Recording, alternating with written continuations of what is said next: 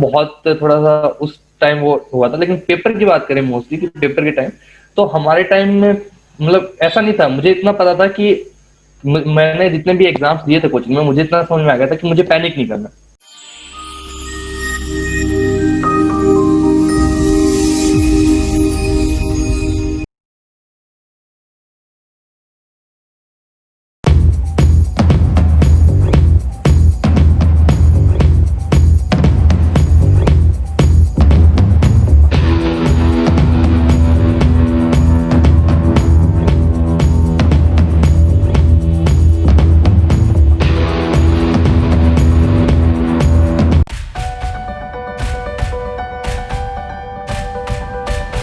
तो hello friends, coder friends के इस चैनल में आप सभी का बहुत बहुत स्वागत है। तो आज हमारे साथ है नीतीश गोयल, जो आईआईटी बीएचयू से बीटेक कर रहे हैं। तो सबसे पहले ये सारी चीज़ें मैं क्लियर कर दूं कि ये वीडियो जो 10th या 12th में है उन बच्चों के लिए भी है, और यही वीडियो जो फर्स्ट सेकंड या थर्ड ईयर में स्टूडेंट्स अभी ग्रेजुएशन जो कर रहे हैं उनके लिए भी है। ठीक है, तो वो सारे क्वेश्चंस मैं इनसे राइज करूंगा जो 10-12 के बच्चे के मन में डाउट होता है, एज वेल एज जो फर्स्ट सेकंड या थर्ड ईयर के बच्चे में डाउट होता है। ठीक है, तो ये एक आईआईटीएन है, तो आई होप कि वो सारे डाउट्स ये हमारे क्लियर कर पाएं, क्योंकि जो बच्चे प्राइवेट कॉलेज से इंजीनियरिंग कर रहे हैं उनके मन में काफी सारे डाउट्स होते हैं, और जो 10th-12th में बच्चे हैं उनको ये डाउट होता है कि कैसे आईआईटी में इंटर करें। तो वो सारे डाउट्स मैं इनसे रेज करूंगा। तो सबसे पहले नीतीश गोयल जी, आपका कोडर फ्रेंड्स पे बहुत बहुत स्वागत है। एंड अपने फीलिंग्स सबसे पहले बताएं और अपने बारे में थोड़ा सा बताएं पहले।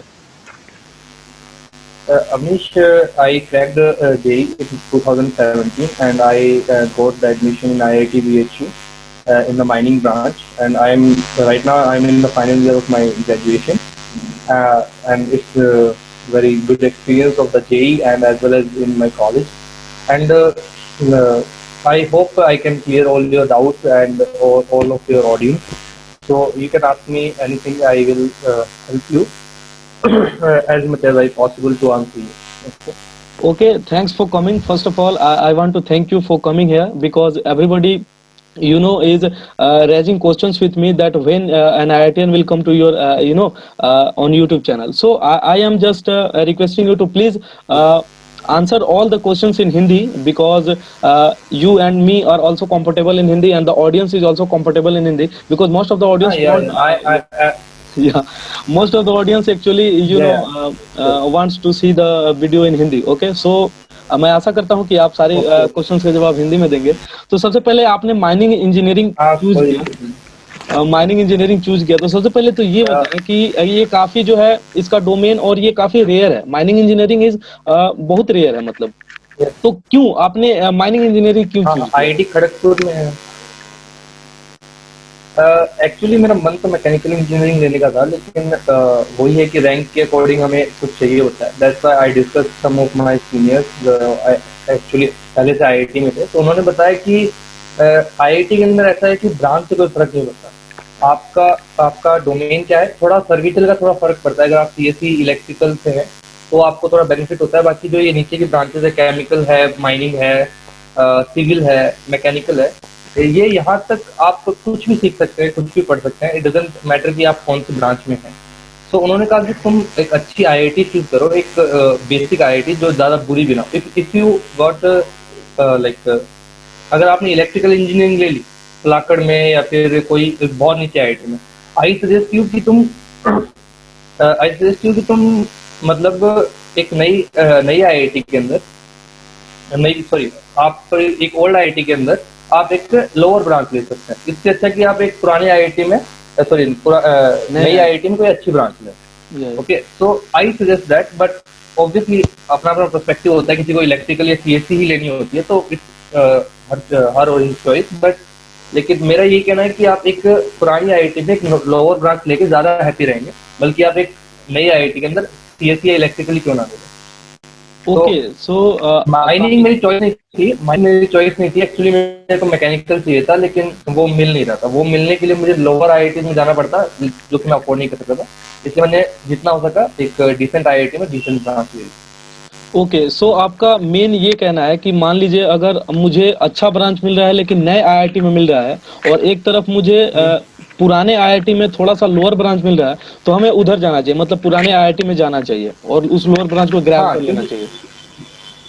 देखिए मैं आपको बता देता हूँ कि मतलब आईआईटी के अंदर है ना, आप जो ऊपर ऊपर वाली ब्रांचेज है जैसे एमएनसी मैथ्स एंड कंप्यूटिंग है, सीएससी है, इलेक्ट्रिकल है, इलेक्ट्रॉनिक्स है, वहां तक थोड़ा सा अलग रहता है जो, क्योंकि वो थोड़ा सर्किटल आ जाता है, आपको कुछ नई चीजें सीखने को मिलती है सबसे। या लेकिन उसके बाद जो है चीजें हैं, मैकेनिकल, सिविल, केमिकल, माइनिंग, सैरा, बहुत सारी अलग अलग ब्रांचेज होती है, फार्मास्यूटिकल है, कोई भी है। तो उसमें ये होता है कि मोस्ट ऑफ द बच्चे 90 to 95% बच्चे सर्किटल में जाते ही नहीं। मैकेनिकल का बच्चा कोडिंग कर रहा होगा, बहुत सारे मैंने देखे कि बायोमेडिकल के इंजीनियरिंग के लड़के वो है, वो ऊबर के लिए काम कर रहे हैं। तो what is the use of biomedical in Uber? So they are also doing coding. Okay, so the main thing is कि हाँ, कि आपको कोई, मुझे नहीं लगता कि अगर आप आईआईटी में हैं तो ऊपर 3-4 ब्रांचों को छोड़ के आप किसी में भी हो, कोई खास फर्क नहीं पड़ता। हाँ, ये आपके लिए काफी अच्छी पॉजिटिव सेम होती है। तो ये काफी अच्छी आपने बात बताई। काफी बड़ा डाउट था ये बच्चों का कि मुझे ये ब्रांच मिल रहा है इस आईआईटी में और ये ब्रांच मिल रहा है थोड़ा सा पुराने आईआईटी में, तो मैं कौन सा लूं? तो आपने ये क्लियर कर दिया कि मतलब अगर आपको पुराने आईआईटीज में थोड़ा सा लोअर ब्रांच भी मिल रहा है तो उसको ग्रैब कर लेना चाहिए, वो आपको काफी बेनिफिट्स देगा। हाँ, ये चीजें जानने के पहले दिस मैं this is my perspective. Okay, so actually all about your perspectives here because I am taking your interview. So people देखना चाहते हैं कि मतलब हाँ एक आईआईटीएन कैसे सोचता है, तो वो चीजें काफी इम्पैक्ट डालेंगी हाँ, नहीं वो बच्चों गारंटेड ले लेते हैं ना, इसीलिए वो गारंटेड ले लेते हैं कि हाँ यही सही है। तो ये ऐसा नहीं कि ये 100% यही सही है, हो सकता है कि कोई मुझे काउंटर करे, इसलिए मैं पहले कहता हूँ कि दिस इज माई, ऐसा नहीं है कि ये ये हाँ सारे आईआईटी ऐसे सोचते हैं। ओके। सो मैं ऐसे अपने तो व्यूअर होता से तो एक सारी। चीज क्लियर कर दूं कि ये जो सारे आंसर्स दे रहे हैं ये इनके अपने थॉट्स हैं, ये अपने प्रोस्पेक्टिव से देंगे। सो आप अपने तरफ से भी कुछ, अपने साइड से भी कुछ सोचने का प्रयास करेंगे, राइट? अब ये सही है? हाँ, ओके। या सो मैं थोड़ा सा पूछना भूल गया कि आपके 10th और 12th में मार्क्स कैसे रहे, मतलब 10th आपने कहाँ से करी, ये थोड़ा बताएं। 10th मैंने अपने होम टाउन से की, छोटा सा मेरा एक होम टाउन है राजस्थान में, रावतसर नाम से। वो एक जिला जिला भी नहीं है, वो एक वहाँ जिला भी नहीं है, जिला कोई और लगता है। तो वहां से मैंने किया था, इंग्लिश मीडियम ही किया था। रानी लक्ष्मी कुमारी पब्लिक स्कूल उसका नाम था। और मैंने ज्यादा नहीं था, मेरा 10th में 82.83 था आरबीएसई से। 82.83 है। तो आपने 10th आई थिंक कब की, किस ईयर में किया था? 2014 में, 14 में। 2014 में। तो आई थिंक उस समय आपके सीजीपीए सिस्टम था या परसेंटेज सिस्टम थी? नहीं, आरबीएसई में हमेशा ही परसेंटेज सिस्टम परसेंटेज होता है। सिस्टम, अच्छा। मतलब आप हाँ वो स्टेट गवर्नमेंट से किए, हाँ, स्टेट गवर्नमेंट से। सीबीएसई से नहीं था? अच्छा, नहीं, तो सीबीएसई से हाँ। नहीं। तो फिर 83 पॉइंट कितना बताया आपने परसेंटेज? 82.83। 82.8, अच्छा। फिर 12th आपने कहाँ से करी? 12th मैंने वहीं राजस्थान से की, लेकिन वो एक सीकर से की। एक्चुअली मैंने 11th भी मैंने स्कूलिंग ही की थी, और 12th भी मैंने एक जगह से स्कूलिंग ही की। वो स्कूलिंग और कोचिंग मिक्स मान लीजिए, मतलब वो थोड़ा मेंस वगैरह का पढ़ा देते थे, लेकिन कोई इतना आईआईटी की तैयारी नहीं करवाते थे। तो अच्छा 12th भी मैंने कि एक स्कूल का नाम क्या था, आई डेंट रिमेम्बर स्कूल नेम कि 12th का क्या, क्योंकि most of the time coaching में ही थोड़ा सा पढ़ते थे। तो वो स्कूल में, हाँ, Aastha academy, I remember, Aastha academy school का नाम था। सो मेरे 12th में आए थे 84%। 84% या 84% आए थे, और मैंने उस टाइम जेई भी दिया था 12th के साथ, एक जो चांस होता है उसके अंदर। मैं मेंस में भी सिलेक्ट नहीं हुआ था। या तो मेरा मेंस में स्कोर था 92 आउट ऑफ 360, और उस टाइम कट ऑफ थी 100 जनरल की। तो मैं जनरल में हूँ, तो 92 मेरे नंबर थे और 100 कट ऑफ थी। तो मैं मतलब मेंस भी क्लियर नहीं किया था मैंने ओके, 12th में। मतलब आपने जब पहली बार अप्लाई किया तो आपका मेंस भी क्लियर नहीं हुआ? हाँ, नहीं हुआ। तो ये काफी लोगों का डाउट होता है कि मेरे से पहली बार में नहीं निकला तो मैं आगे क्या करूं? तो देखिए आपके सामने एक ऐसे एग्जांपल भी अभी हैं जो पहली बार में नहीं निकाल पाए। ठीक है, आप पहली बार में हो सकता है आप फेल हो सकते हैं, लेकिन आप वहां पे क्या गलती की, ये सारी चीजें आप वहां से ग्रैब करें और फिर नेक्स्ट हाँ। टाइम अप्लाई करना चाहिए। तो आपका नेक्स्ट टाइम में हो गया? हम्म। नेक्स्ट टाइम आपने फिर हाँ, कैसे नेक्स्ट टाइम शुरू मेरा, किया? नेक्स्ट टाइम ये हुआ कि जैसे रिजल्ट आया, लाइक मुझे ऐसे ऐसे उम्मीद था कि मैं मेंस तो क्लियर कर ही जाऊं। मुझे पता था कि मुझे कोई कॉलेज नहीं मिलेगा, लेकिन मेरे को ऐसा था कि मेरे को यार जेई एडवांस देना है, क्योंकि वो देना ही बड़ी बात है कि हाँ चलो मेंस क्लियर किया, एडवांस देंगे, सो एक एक्सपीरियंस होगा। लेकिन जैसे मेरा ऐसा लगा कि मेंस में भी नहीं हुआ यार, मतलब मैं रह गया। सो एक ऐसा हो गया कि यार ऐसा तो नहीं होना चाहिए था। तो मैंने 2 दिन भी वेट नहीं, घर वाले ने कहा कि हाँ चलो 10-15 दिन रुक जाओ यहाँ, फिर चले जाना तैयारी करना। मैंने कहा नहीं, मुझे अभी जाना है। तो मैंने 2 दिन भी वेट नहीं किया। जिस दिन मेरा रिजल्ट आया, अगले दिन ही मैं वापस एक कोचिंग में एडमिशन ले लिया, जहाँ मैं 12th की थी वहाँ भी एक कोचिंग में एडमिशन ले लिया अगले दिन ही, और मैंने उसी दिन से अपनी तैयारी स्टार्ट कर दी थी। और हाँ, मैंने आई थिंक मैंने कहा ऐसे हार्ड वर्क तो ऑब्वियसली जिसने जेई निकाली है वो करता ही है, लेकिन मुझे थोड़ी एक्स्ट्रा करनी पड़ी क्योंकि मैं स्कूलिंग से था। मोस्ट ऑफ द बच्चे 11th 12th से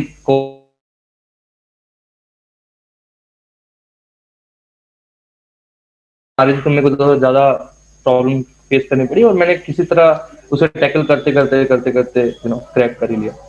सो मतलब आपने ये चीज क्लियर कर दी कि आपने 11th 12th में जो पढ़ाई की थी उसमें आपने कोचिंग साइड से नहीं किया था जेई मेंस और एडवांस के लिए, एक्स्ट्रा पढ़ाई आपने नहीं नहीं करी, मतलब नहीं साथ में नहीं पढ़ते गए और बिल्कुल फिर एग्जाम दिया।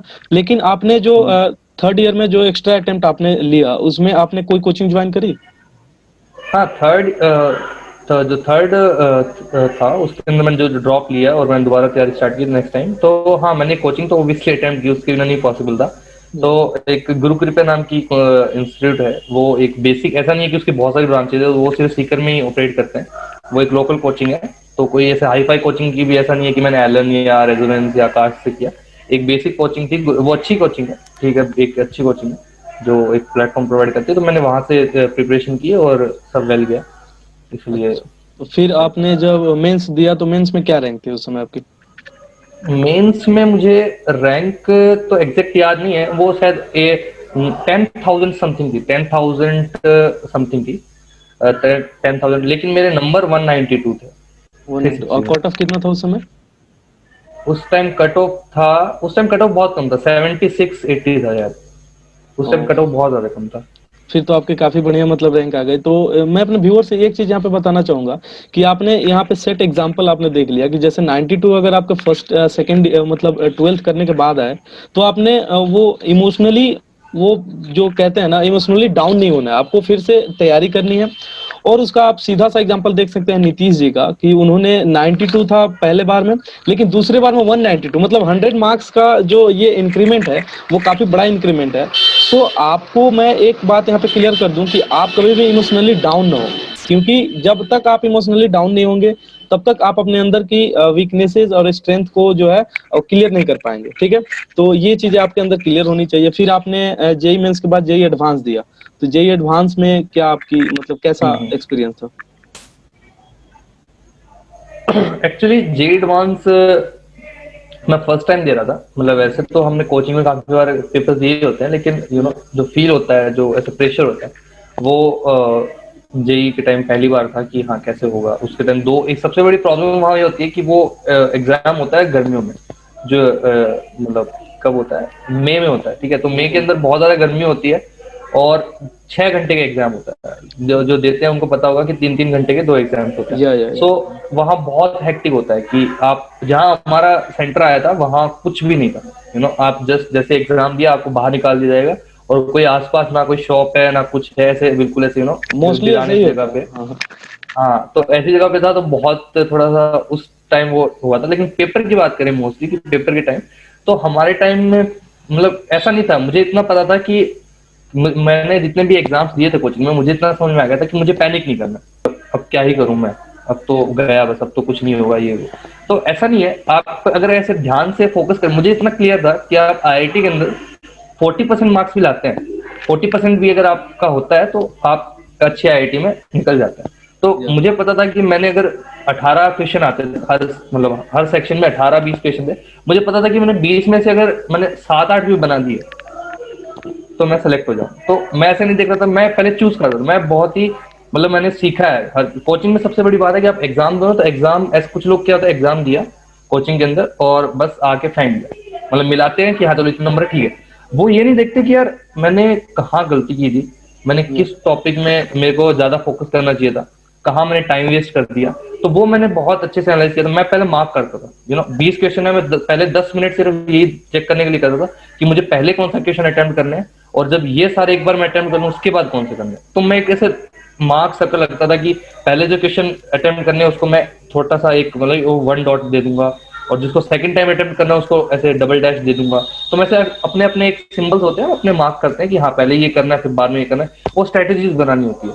वो अगर आप बनाओगे तो आप पैनिक नहीं करोगे। आप ऐसे नहीं रैंडमली आप कोई क्वेश्चन नहीं चूज करोगे कि चलो अभी अभी पहला कर लेते हैं, अभी पांचवा कर लेते हैं। तो हो सकता है कि आप हार्ड क्वेश्चन में अटके रह जाओ और इजी वाले साइड में रह जाए, ठीक या है। या तो वो आपको एक थोड़ी स्ट्रेटेजी अपने हिसाब से बनानी होती है कि आप किस टाइप से पेपर हैंडल करते हैं। बहुत सारे मैंने बच्चे देखे हैं जो हो सकता है उनको बहुत कुछ आता है।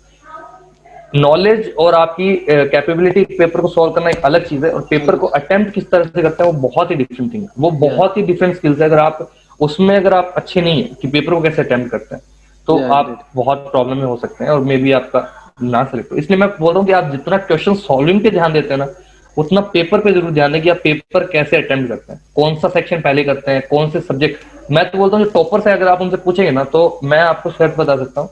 और जैसे हम तो टॉपर्स नहीं है, लेकिन मुझे इतना पता है कि जो टॉपर्स होते हैं, वो जो टॉप 100 में आते हैं, वो एग्जैक्ट टॉपिक्स भी डिसाइड रखते हैं कि मुझे ये सब्जेक्ट तो पहले करना ही करना है, और उसके अंदर मुझे मैकेनिक्स पहले करना है या इलेक्ट्रोमैग्नेटिक्स पहले करना है, ये क्या पहले करना है। उनको पहले से क्लियर रहता है मोस्टली कि उनका वो पार्ट स्ट्रॉन्ग है, उनको पहले वो करना है। ठीक है, तो इस टाइप की क्लैरिटी माइंड में चला गया, वहां कुछ रैंडम नहीं होता। आप जितना हो सके वहां हर चीज को प्लान करके चलें, रैंडमली कुछ ना करें कि रैंडमली चलो पहले क्वेश्चन कर लिया, पहले मैथ्स कर लेते हैं। पहले से डिसाइड होना चाहिए आपका। हाँ, वहां आप थोड़ा सा चेंज कर सकते हैं। आपको देखा कि यार मैं हमेशा पहले मैथ्स अटेम्प्ट करता था, मैथ्स इस बार बहुत हार्ड आई है, तो आप रिस्क लेके वो चेंज कर सकते हैं। लेकिन पहले से एटलीस्ट आपके माइंड में प्लान होना चाहिए, तभी आप पेपर को ढंग से अटेम्प्ट कर पाएंगे।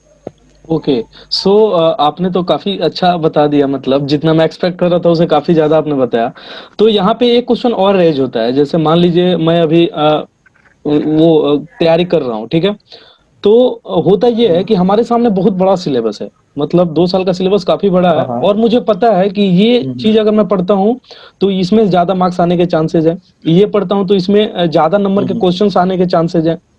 तो आप मुझे बताइए कि जैसे मान लीजिए कोई टॉपिक अगर छूट रहा है, तो क्या उसे छोड़ के कोई उस टॉपिक पे ध्यान देना चाहिए जो कि ज्यादा मार्क्स का आता हो या ज्यादा नंबर ऑफ क्वेश्चंस उससे आते हो? तो क्या मैं उस टॉपिक को छोड़ सकता हूँ? देखिए, ये दो पर्सपेक्टिव की बात है। एक तो जेई मेंस और जेई एडवांस। मैं बोलूंगा अगर आपको जेई मेंस की तैयारी करनी है, तो आप कोई मोस्टली अगर आप ट्राई करें, कोई टॉपिक ना छोड़ें, कोई भी टॉपिक ना छोड़ें। आप एटलीस्ट देख के जाएं, मतलब आपको पता होना चाहिए। हो सकता है कि आपकी कोई वीक प्रैक्टिस हो, लेकिन ऐसा नहीं है कि आपको फॉर्मूला याद नहीं हो, बिल्कुल ही आपने छोड़ दिया टॉपिक, ऐसा नहीं होना चाहिए। क्योंकि मेंस में इतना हार्ड क्वेश्चन नहीं आता। अगर आपको बेसिक भी थोड़ा पता होगा, तो हो सकता है वो क्वेश्चन सॉल्व कर दे। ठीक है, तो मेंस में मैं ये कहूंगा कि आप मोस्टली ट्राई करें, कोई टॉपिक ना छोड़ें, चाहे वो कोई भी हो, चाहे आपको कितना ही बुरा क्यों ना लगता हो, एटलीस्ट एक बार उसे देख लें। ये अगर मैं एडवांस की बात करूं, तो एडवांस में एक्चुअली क्या है कि कुछ टॉपिक्स तो ऐसे हैं जिसमें से बहुत ज्यादा ही क्वेश्चंस आते हैं। जैसे कि मॉडर्न फिजिक्स एक टॉपिक, आपको अगर आपको याद होगा या नहीं याद होगा, उससे एडवांस में 6 से 7 क्वेश्चन आते हैं, ये यू नो। और मेंस में 6 से 7 क्वेश्चन, सोचिए आप, मतलब 40 क्वेश्चन आते हैं, उसमें से 7 क्वेश्चन, मतलब लगभग, मतलब 20% जो है वो मॉडर्न फिजिक्स से आ रहा है। या ठीक है, तो आपको उसे नहीं छोड़ सकते, आपको नहीं नहीं। आप उसको और वो नहीं छोड़ सकते। लेकिन कुछ कुछ टॉपिक्स ऐसे होते हैं जो मैंने छोड़े हैं, सीरियसली मैंने उसको ऐसे एडवांस के लिए ऐसे किया था कि जैसे ये क्वेश्चन आएगा मैं पहले क्रॉस कर दूंगा कि मुझे करना ही नहीं है क्वेश्चन। या जबकि मुझे थोड़ा सा प्रॉब्लम होती थी सॉल्ट एनालिसिस में, मुझे सॉल्ट एनालिसिस बहुत खराब, मतलब बहुत याद रखना पड़ता था। तो जैसे सॉल्ट एनालिसिस, कई बार मैं कुछ एसएचएम जो सिंपल हार्मोनिक मोशन है, उसमें थोड़ा सा मुझे थोड़ा सा कंसेप्चुअली प्रॉब्लम आता था, इसलिए मैंने उसको भी थोड़ा साइड में रखा था कि हाँ इसको लास्ट पे करेंगे, इसको छोड़ दें। तो ऐसे आप टॉपिक छोड़ सकते हैं जिसमें से 1-2 क्वेश्चन ही आते हैं, यू नो, सिर्फ 1-2 क्वेश्चन ही आते हैं, मतलब 1 या 2 मैक्स। ठीक है, उससे ज्यादा नहीं आते, तो आप वो छोड़ सकते हैं। ऐसा नहीं है कि आपको वो करना ही करना है, या मतलब आप तो छोड़ सकते हैं हाँ। टॉपिक। तो एक बात यहाँ पे और मतलब रेज होती है, एक क्वेश्चन और यहाँ पे रेज होता है कि जैसे मान लीजिए आप जो जिस कोचिंग इंस्टीट्यूट में आपने एडमिशन लिया, हो सकता है कि आप पहले से नहीं जानते उस कोचिंग इंस्टीट्यूट के बारे में, और हो सकता है कि वो वैसा कोचिंग इंस्टीट्यूट ना हो जैसा आपने एक्सपेक्ट किया था। तो आप ये बताएं कि कोचिंग की मतलब भागीदारी कितनी कितनी परसेंट शेयरिंग होती है कोचिंग की, क्योंकि आपने आईआईटी क्लियर किया तो कितना परसेंटेज मतलब कोचिंग आपको हेल्प किया उस चीज में? नहीं, कोचिंग और आपका दोनों का 50-50 होता है, यू नो। अगर आपको टीचर ने ढंग से कंसेप्ट नहीं बताए हैं, आपको अच्छे क्वेश्चंस नहीं करवाए हैं, तो आप नहीं कर सकते। ठीक है, ऐसा नहीं है कि आप, बहुत सारे ऐसा होता है कोचिंग इंस्टीट्यूट होते हैं, वो आप जाएंगे आपको इजी इजी क्वेश्चन करा देंगे, बच्चे से भी हो जाएंगे, उनको लगेगा कि हाँ हम तो फेल है। ठीक है, लेकिन ऐसा नहीं है। मतलब आपको ऐसे क्वेश्चन टीचर को कराने चाहिए जिससे बच्चा अनकंफर्टेबल हो, अपने कंफर्ट जोन से बाहर जाए, वो देखे कि अरे क्या हो रहा है, ये तो हो ही नहीं रहा है मुझसे, तो थोड़ा सा वो प्रेशर में आए, उससे वो अच्छे अच्छे कुछ सॉल्व करे। ठीक है, सो मेरे ख्याल से 50-50 रहता है। अगर मैं अपना बताऊं कि 5 घंटे लगभग, ऑब्वियसली 5-6 घंटे कोचिंग लगती है, और ऑब्वियसली हम भी 4-5 घंटे स्टडी करते हैं अपना पर्सनली। तो ये 50-50 रहता है, ऐसा नहीं है कि आप कोचिंग का ज्यादा है या आपका ज्यादा। 50-50 दोनों इंपॉर्टेंट है, दोनों के दोनों इंपॉर्टेंट।